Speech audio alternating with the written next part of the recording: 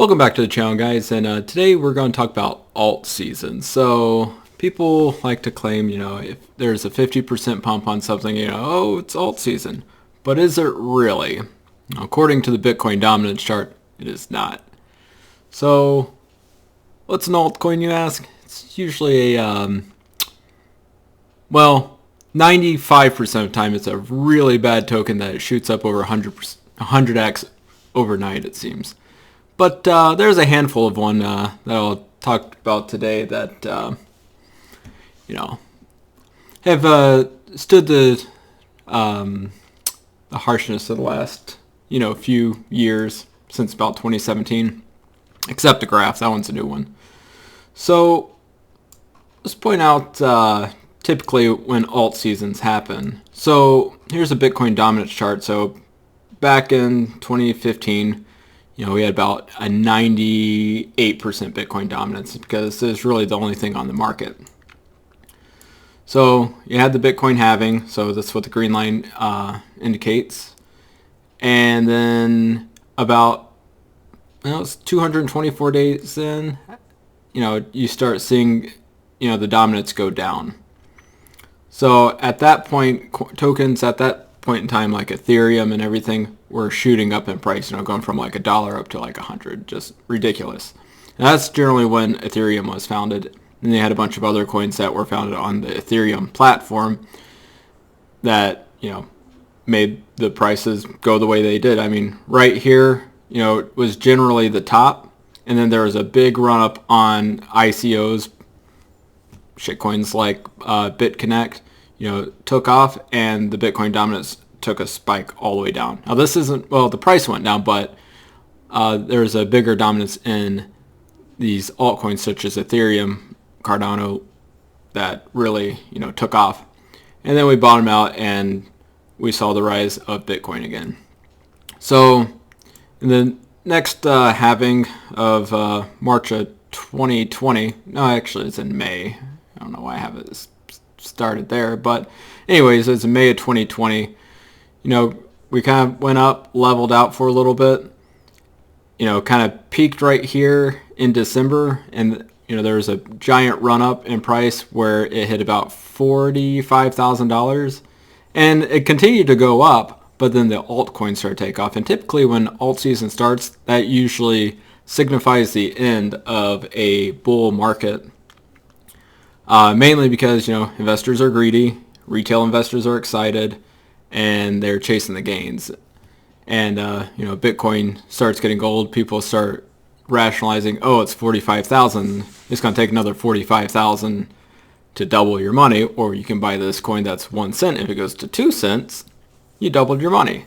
So it's definitely a psychological thing, and that's what happened. It ran from December, January of 2020 to about May. At that time, that's also when you had Dogecoin going from, 3 cents to almost $1, and then it just bounced around. So currently, we're in this phase right here as we're starting to slowly gain up. We generally bottomed out at about 40% dominance, and now we're ticking back up. So not that, the past is an indication of, future profits or whatever. But the 618 line, it's golden pocket on the Fibonacci retracement, seems to see, where it has resistance. So we went down, swing high to swing low. It hit the top there. Then we'll take the swing high to swing low. And I think we can hit that 60% mark, which also looks like there's, resistance there. And let's see, support right here. So I think we can probably hit 60, and this is just a fractal ghost bar pattern where we hit 60, trickle down, we'll have the halving in April, shoot back up, and then alt season. So here are a couple of altcoins I'm looking at, just because I know for sure they're not scams. So Ethereum to begin with, coming in at number 2 on Coinmarket cap, and down 63% since all-time high. Ethereum is the platform for most altcoins using the ERC20 platform. They have ETH 2.0, smart contracts, and staking right now. So really hasn't done much lately, but from the bottom to the top of the last cycle, we still saw about a, I think it was, so let's go from bottom to generally top, 4,300% return, 43x, which pretty good for a number 2 crypto. I mean, considering, well, looking at these prices now, buying Ethereum for $100, it's kind of sickening now. But, it definitely had its run, and, not saying we could do another 40x from here, but I think it's reasonable to at least get Ethereum over $10,000-$20,000. So another one that I like, I followed this since, day one back here, and didn't buy it because I didn't know how, because that's when I first got into the crypto market and buying. But, it shot up, at the initial, 50x. And that was, generally what I was talking about right over here. Just crashed down. Well, actually, right over here. Just crashed down of the Bitcoin dominance. And that's generally why. So at the bottom of the last cycle, we're at about 2 cents. And then we topped out at, about $3, which 120x from there. Pretty solid. And that was, a top 20 coin. Right now it's top 8 and about 90% from its original all-time high. So, I mean, right there, 90%, it went down to as low as 93. So, and even in the past right there, it went from, top to bottom 98%. So there could be a pretty good run in Cardano. I mean, if we were to take, like, say, this fractal pattern right here of it going sideways minus the COVID crashing up, I'd say that's a reasonable way to do things. But $15 to $20 for Cardano seems reasonable for the next bull market. Maybe 10 on the low side, but I mean, it hit $3 last time, which I thought was a pretty good run. So the next one is Chainlink. For the past, year and a half, it has literally played as a stable coin. It has not moved within this range. But, so this is another DeFi protocol that, well, DeFi is basically undervalued, in my opinion, at this point. We had a nice run up when, DeFi was the biggest part of the hype. Get rid of these bad drawings from years ago when I didn't know what I was doing. DeFi is undervalued at this point, and you can see, hitting some resistance here, but at $11. But, bottom to top, we went from, it was a 26x or so, and then we're about 79% from the bottom. So, or, top to where we're at now, which still puts Chainlink at a really good value, and that's coming in at number 12 in, so yeah, number 12 on Coinmarket.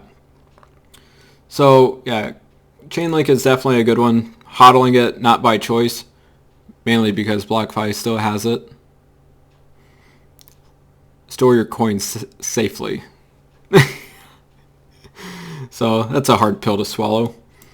So another one that I've done a little bit of research on and seems like it's actually pretty decent. It kind of reminds me of Cardano from back in the day, is the Graph. So the Graph is another DeFi Web3 project launched right there at the beginning of, or towards the end of the bull market. So right there, December 2020, did a nice, 900% move, and then we hit the bear market.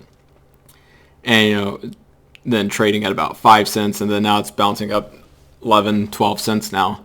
So this one, it topped out at about $2.88, $3. So why I'm saying this kind of reminds me of ADA is because, right here it launched, went straight up, went down, bear market, and then right back up, and then it surpassed its all-time high, which I remember that day right here.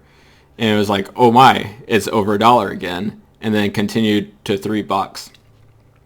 Now, hypothetically, if we were to go reclaim that all-time high at about $2 and then some, if this coin could go basically to $10, that's 100x. Not saying it will, but Web3, DeFi, and AI, well, AI and Web3 are generally going to coincide, and there's going to be a lot of hype around that.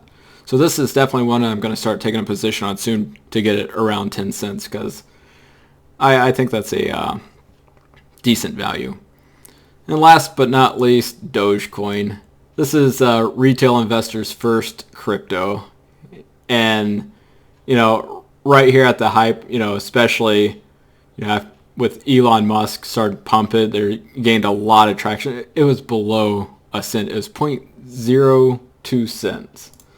And it made that massive run up, which made a lot of millionaires. And I wasn't one of them because I laughed at it. Anyways, I definitely see this as another coin that it could probably hit $1, mainly because everybody gets excited, and Doge is the first one because it's recognizable. Although it still took that big dip down, I still think Doge will definitely, claim $1 this cycle. So coming in at 6-7 cents, maybe, after the halving or whatever, or after the initial bull run and having of Bitcoin and everything starts to drop, quarter four of 2024, quarter one of 2025 seems like a logical time to start jumping into these. Timeline generally kind of remains the same for the last few halvings, so it'll be interesting to see how this works out. So that's about it. I'll probably put on some more altcoin stuff. I'm not a big altcoin fan, but I'm not a Bitcoin maximalist. But these are definitely some coins on my watch list that I'll be watching over the next couple of years and obtaining a position in. So hit that like and subscribe button, and until next time.